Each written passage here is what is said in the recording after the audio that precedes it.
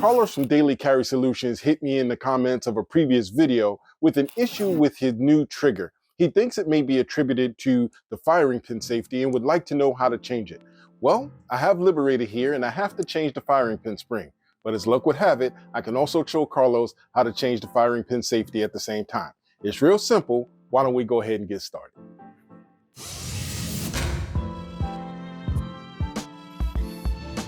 Well, here we are, ladies and gentlemen. Liberator is on the bench, and as I said in the intro, it's going to be a real quick video. All we're doing is we're going to show you how to either remove or replace the firing pin safety. It's real simple. It's going to take you less than 2 minutes to do it. So why don't we go ahead, let's talk about the tools we're going to need first, and then we'll get started.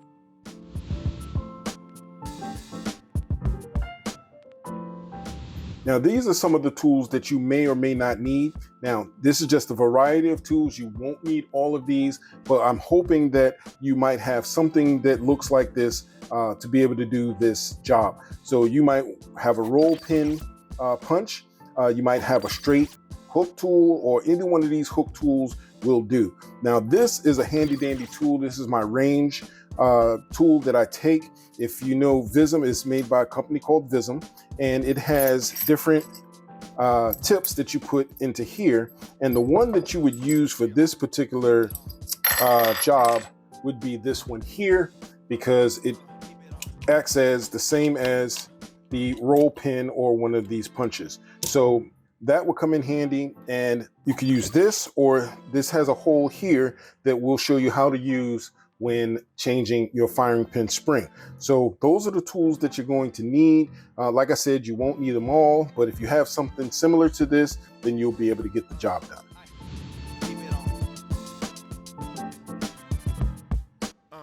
All right, so here we have Liberator slide.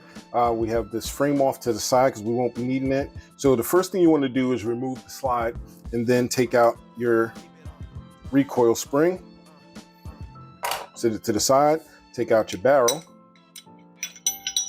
sit that to the side. All right, now what you'll have to do is you have your firing pin sleeve that's right inside there. So if you look inside, you can see it right there. The firing pin sleeve is right there. What you'll need to do is you'll need to push this down to be able to take the tension off the back plate. So what you want to do is you want to put your punch or your pin or your hook tool or whatever you have. You can even, if you have a flathead screwdriver that's small enough, you can fit it in there, and you're going to push it down. Okay, I don't know if you can see, you're just going to push it down. It's going to relieve the tension off the back plate.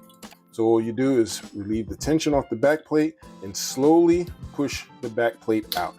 All right, now you want to put your thumb right where mine is, because this is under spring tension and you don't want the spring to go flying away. If you've done any building like I have, you've had a spring go eject into the stratosphere and it is gone forever. I guarantee you will not find it. And even with a magnet, it's hard pressed to find. But once you have the back plate off, you put the back plate to the side, and then you can take out the firing pin spring. The firing pin. All right, so now you have the firing pin, okay, and you just sit that to the side. Now, if you want to remove the safety, all right, this is the firing pin safety. All you'll have to do is push it in with your finger, drop out the extractor, which is on this side, take the extractor out, put it to the side, and now your firing pin safety is out. It's just that simple, all right? And while you're at it, you might as well take out your plunger here, your safety plunger, and put it to the side too. That way you don't lose that. So that's it, guys. You just have to take that out and you replace it with whichever one. Now be careful, this spring, the spring right here, can also get launched into the stratosphere, but it should be locked in. When you get your new one, you'll have to lock it into there.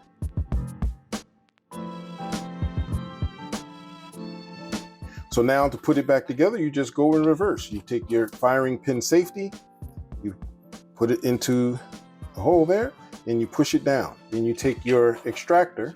All right, now the extractor will only go in one way. You see it has a round tip and it has a blade on that end. So it'll only go in one way. You can't put it in backwards. You drop that right in, and then you let go of the firing pin safety. So that's locked in. Then you take your plunger and you put your plunger back in. Now, one hint to this, most slides have a polymer backer or a polymer back plate. So basically you want to go polymer to polymer, metal to metal. So as people always ask me, how does the plunger go this way with the spring-loaded bearing going up or the spring-loaded bearing going down? It's your spring-loaded bearing right here. All right, so you want it to go up because it's going to hit the polymer back plate, and you want this part, the metal part, to hit the metal on the extractor. That's an easy way to remember that. So you want to drop that in, and then you want to drop your firing pin in. And again, be very careful because this is going to be under spring-loaded tension. Now, if you don't have nails like me, you can use a pencil. All right, you can use a pencil to just grab the end of it, push it down. Now be careful, don't let it go. Take your back plate and slide it in until it's on there. So then you take your pencil out. All right, you can use a roll punch, you can use a screwdriver, whatever you have available to do that. Now, being very, very, very careful, okay?